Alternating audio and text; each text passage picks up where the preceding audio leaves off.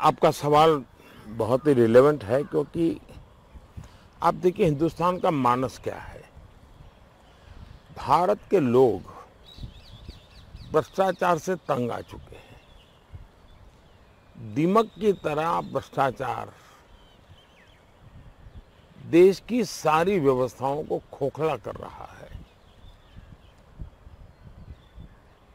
भ्रष्टाचार के लिए आवाज भी बहुत उठती है।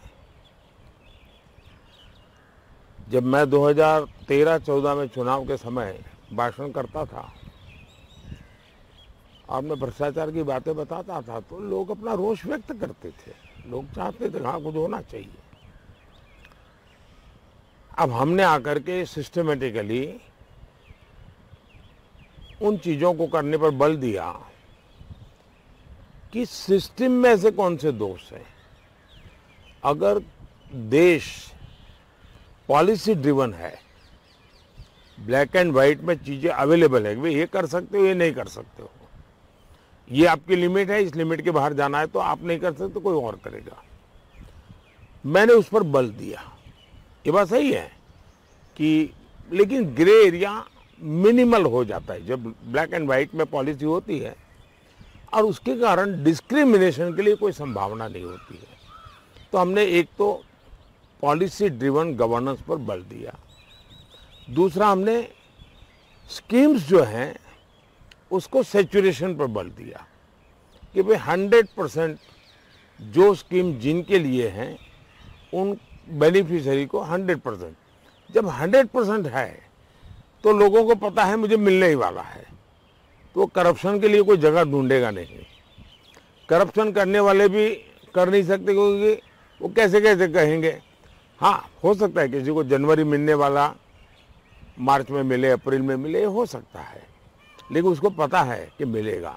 और मेरे हिसाब से सैचुरेशन करप्शन फ्री गवर्नेंस की गारंटी देता है, सैचुरेशन सोशल जस्टिस की गारंटी देता है, सैचुरेशन सेकुलरिज्म की गारंटी देता है। ऐसे त्रिविध बेनिफिट वाली हमारी दूसरी स्कीम। तीसरा मेरा प्रयास रहा कि मैक्सिमम टेक्नोलॉजी का उपयोग करना। टेक्नोलॉजी पर भी, क्योंकि रिकॉर्ड मेंटेन होते हैं, ट्रांसपेरेंसी रहती है। अब डायरेक्ट बेनिफिट ट्रांसफर में अब 38 लाख करोड़ रुपए करीब ट्रांसफर किए हमने। अगर राजीव गांधी के ज़माने की बात करें कि 1 रुपये जाता है 15 पैसा पहुंचता है, तो 38 लाख करोड़ तो हो सकता है 25-30 लाख करोड़ रुपया ऐसे ही गबन हो जाते। तो हमने टेक्नोलॉजी का भरपूर उपयोग किया है।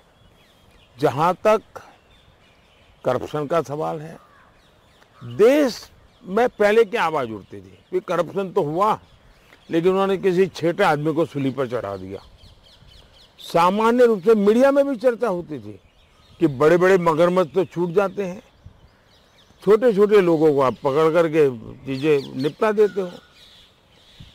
फिर एक काले खंड ऐसा आया कि हमें पूछा जाता था 19 के पहले कि आप तो बड़ी बड़ी बातें करते थे, क्यों कदम नहीं उठाते हो, क्यों अरेस्ट नहीं करते हो, क्यों लोगों को ये नहीं करते। हम कहते भाई हमारा काम नहीं है, ये इंडिपेंडेंट एजेंसी कर रही है और हम बद इरादे से कुछ नहीं करेंगे।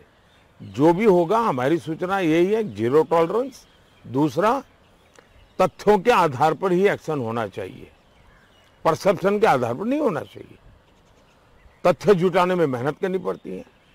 अब अफसरों ने मेहनत भी की, अब मगरमच्छ पकड़े जाने लगे हैं, तो हमें सवाल पूछा जा रहा है कि मगरमच्छों को क्यों पकड़ते हो। ये समझ में नहीं आता है कि कौन सा गैंग है, खान मार्केट गैंग, जो कुछ लोगों को बचाने के लिए इस प्रकार के नैरेटिव घड़ती है। पहले आप ही कहते थे छोटों को पकड़ते हो, बड़े छूट जाते हैं। जब सिस्टम ईमानदारी से काम करने लगी, बड़े लोग पकड़े जाने लगे, तो अब आप चिल्लाने लगे हो। दूसरा, पकड़ने का काम एक इंडिपेंडेंट एजेंसी काम करती है, उसको जेल में रखना कि बाहर रखना, उसके प्रति केस ठीक है कि नहीं है, ये न्यायालय तय करता है। उसमें मोदी का कोई रोल नहीं है, इलेक्टेड बॉडी का कोई रोल नहीं है। लेकिन आजकल मैं हैरान हूं दूसरा जो देश के लिए चिंता का विषय है वो भ्रष्ट लोगों का महिमा मंडन है। हमारे देश में कभी भी भ्रष्टाचार में पकड़े गए लोग या किसी को आरोप भी लगा तो लोग 100 कदम दूर रहते थे। आजकल तो भ्रष्ट लोगों को कंधे पर बिठा करके नाचने की फैशन हो गई है। तीसरा प्रॉब्लम है, जो लोग कल तक जिन बातों की वकालत करते थे, आज अगर वही चीजें हो रही हैं तो उसका विरोध कर रहे हैं। पहले तो वही लोग कहते थे सोनिया जी को जेल में बंद कर दो, फलाने को जेल में बंद कर दो, और आप वही लोग चिल्लाते हैं। और इसलिए मैं मानता हूं आप जैसे मीडिया का काम है कि लोगों से पूछे भाई बताइए, छोटे लोग जेल जाने के या मगरमच्छ जलने चाहिए? पूछो ना जरा पब्लिक को क्या ओपिनियन है, ओपिनियन बनाइए आप लोग।